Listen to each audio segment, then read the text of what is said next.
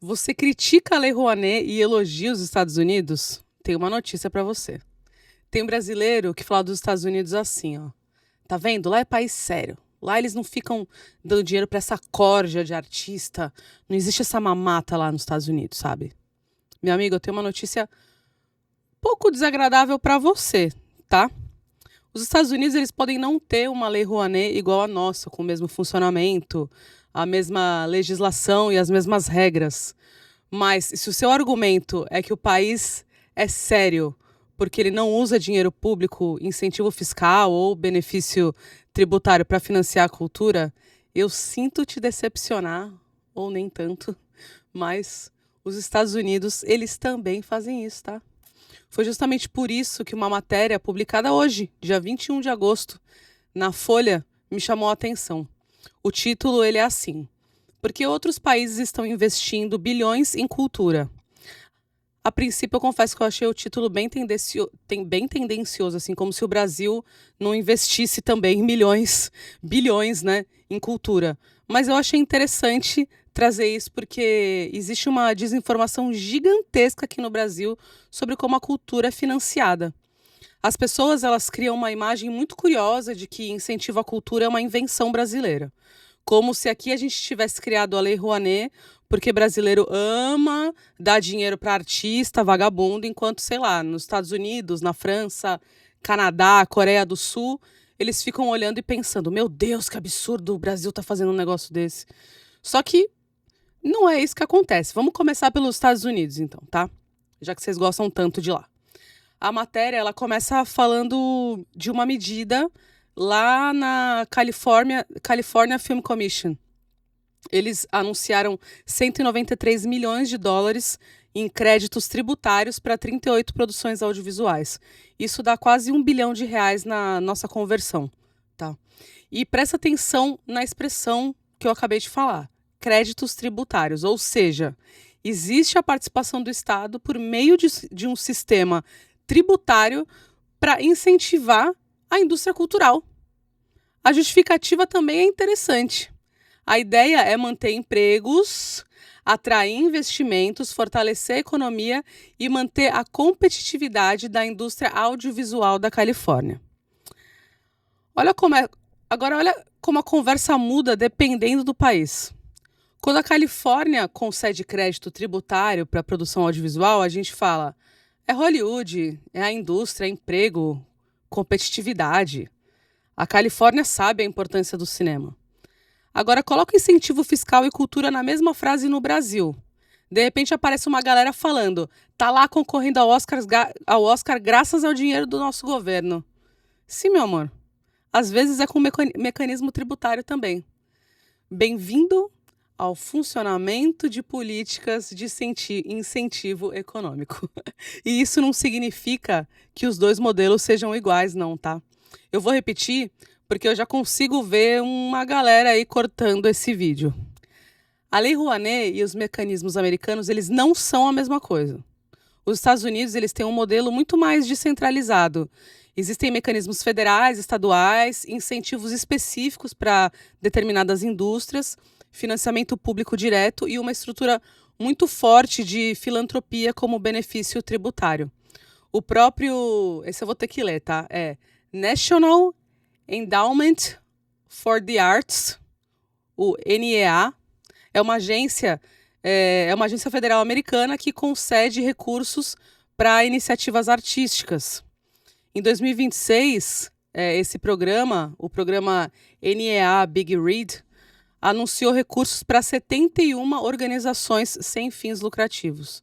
Além disso, o sistema tributário americano ele permite a dedução de determinadas contribuições feitas para organizações qualificadas.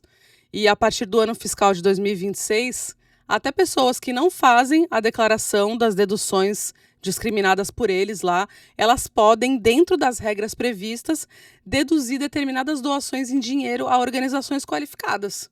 Então, olha aí, ó, tá criticando a Lei Rouanet no Brasil, mas tem alguma coisa muito parecida por lá nos Estados Unidos, tá? Agora eu vou te contar como é que funciona aqui no Brasil, tá? A gente vai olhar para a Lei Rouanet, porque aqui tem uma confusão enorme.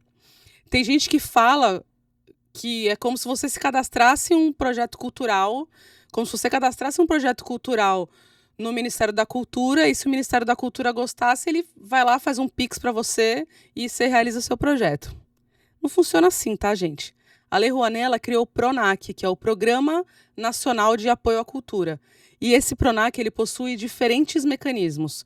No mecanismo de incentivo fiscal, uma pessoa apresenta um projeto cultural. Esse projeto cultural, ele passa por uma análise prevista nas regras dentro de uma lei, sabe? Lei. Quando ele é autorizado a captar, isso não significa que o dinheiro entrou na conta da pessoa, gente. Só significa que a pessoa está apta a buscar empresas ou pessoas físicas que estejam dispostas a financiar aquele projeto cultural. Esses incentivadores, eles podem destinar uma parcela do imposto de renda devido, né, que eles têm lá para pagar, dentro das regras da legislação. Então, assim, existe dinheiro público envolvido? Existe renúncia fiscal. O Estado, ele abre mão de uma determinada arrecadação dentro de uma política pública criada justamente para incentivar aquele setor. Então, não tem só na cultura, tá? Isso tem para esporte e outras coisinhas que eu vou falar mais para frente, tá? O próprio Ministério da Cultura, ele mostra que a cultura está longe de ser o único setor beneficiado por incentivos fiscais, viu? Segundo dados publicados pelo Ministério, considerando o orçamento federal de 2024, a cultura ela representava apenas 1,03% do total concedido em incentivos fiscais. E o percentual especificamente relacionado à Lei Rouanet, que a gente tanto fala pelo PRONAC, era de apenas 0,57%. Agora, se a gente for usar a mesma comparação, aparecem comércio e serviço, indústria, agricultura e vários outros setores recebendo incentivos fiscais. E aqui começa a parte que me incomoda. Porque eu vejo muita gente que entende perfeitamente o conceito de incentivo quando a gente está falando de indústria, quando a gente fala de tecnologia, quando a gente fala de agricultura, né?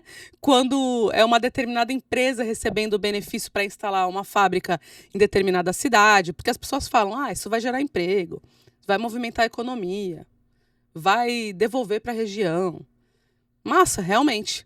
Mas aí chega na cultura e, misteriosamente, aquela mesma pessoa esquece tudo o que sabia sobre economia. Só que eu vou te falar uma coisa. Cultura também é cadeia produtiva. A cultura hoje, a cada R$1 investido, devolve 7. Ou seja, um espetáculo... Por quê? Por que isso? Porque o espetáculo ele não paga somente o ator. Um show ele não paga somente quem está cantando. O filme ele não paga só quem está aparecendo na tela. Tem técnico de som, iluminador, produtor, designer, figurinista, cenógrafo, fotógrafo, tem equipe de comunicação, fora que tem locação, transporte, hotel, restaurante, empresa de equipamento, prestador de serviço, contador, advogado, gráfica. É muita gente envolvida, é uma quantidade enorme de gente trabalhando para aquela ação acontecer. E é legal porque essa matéria da Folha, ela traz um dado da Unesco que ajuda a colocar isso numa perspectiva. As indústrias culturais e criativas, elas representam cerca de 3,1% do PIB mundial. A cultura e as indústrias criativas, elas movimentam mais de 2 trilhões de dólares, não estou nem falando de reais, 2 trilhões de dólares por ano e geram aproximadamente 50 milhões de empregos. Então, talvez exista um problema na própria maneira como a gente aprendeu a enxergar a cultura. Quando alguém ouve falar em investimento na indústria automobilística, pensa em economia. Quando ouve investimento em tecnologia, pensa em economia. Quando houve investimento em infraestrutura, pensa em economia. Quando houve investimento em cultura, muita gente imagina. Estão dando dinheiro para um monte de artista vagabundo aí. Só que eles... É foda, cara. Só que existe uma cadeia econômica inteira ali. E não é só nos Estados Unidos não que isso acontece, tá? A matéria ela também traz outros exemplos.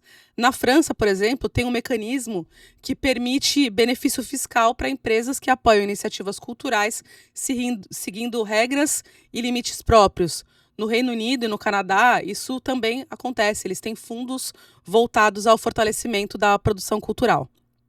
E eu acho que talvez um dos exemplos mais interessantes seja a Coreia do Sul. Porque o brasileiro hoje adora consumir a cultura sul-coreana, adora um K-pop, séries, cinema, os produtos, todo o turismo ligado a essa cultura, que é a famosa onda coreana, né? Só que aquilo não apareceu magicamente, não. Porque alguns artistas, de repente, alguns artistas coreanos resolveram ficar muito talentosos do nada. A Coreia do Sul, ela estruturou ao longo de décadas políticas públicas de incentivo às indústrias criativas e transformou a cultura em estratégia econômica e também em ferramenta de presença internacional. Aí fica ainda mais engraçado quando alguém fala: olha ali a Coreia do Sul, o Brasil tinha que aprender alguma coisa.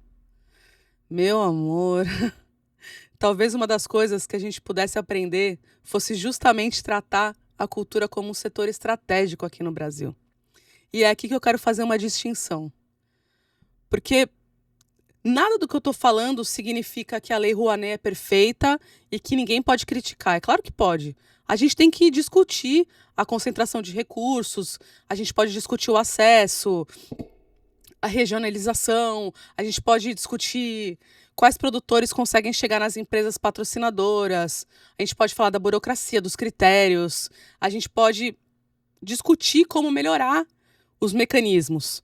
Eu trabalho com projetos culturais todos os dias, então é óbvio que eu tenho várias críticas sobre todos esses processos, né? Mas a política pública tem que ser discutida. O que fica muito difícil de discutir é política cultural partindo de informações falsas, tipo, só o Brasil faz isso. Nos Estados Unidos não tem incentivo para a cultura. Tem. País desenvolvido deixa a cultura exclusivamente na mão do mercado. Não deixa não, cara. São modelos diferentes, em proporções diferentes, com mecanismos diferentes, mas no final das contas é justamente por isso que a comparação pode ser interessante. Porque o problema é selecionar somente a parte da realidade que confirma o argumento que você queria trazer aqui, que você já queria fazer. E isso tem uma contradição política. Tem uma contradição política. E agora eu vou fazer a minha cutucadinha, porque o canal é meu, afinal de contas, né? Tem uma parcela das pessoas que passa anos usando os Estados Unidos como argumento para praticamente qualquer coisa. Nos Estados Unidos funciona assim, nos Estados Unidos é assado, o país desenvolvido é outra coisa, a gente precisa aprender mais com os americanos. Aí você mostra para essas pessoas que os Estados Unidos usam recursos públicos e benefícios tributários e políticas de incentivo para fortalecer a cultura, a pessoa fala, não, mas veja bem, lá, né? Lá pode. Ué. Eu fico confusa com essas coisas realmente, né? E isso vale especialmente para uma ideia que ficou muito forte aqui no Brasil. Benefício fiscal para setor econômico é investimento. Benefício fiscal para cultura é mamata. Para mim, essa conta não fecha, não. Você pode ser contra um mecanismo específico. Você pode propor até outro modelo. Pode defender mais financiamento direto, menos incentivo fiscal, mais descentralização, outras regras. Isso é um debate político. Agora, fingir que incentivar a cultura por meio de sistema tributário é mamata do brasileiro, desculpe, isso não é debate. Isso é desinformação.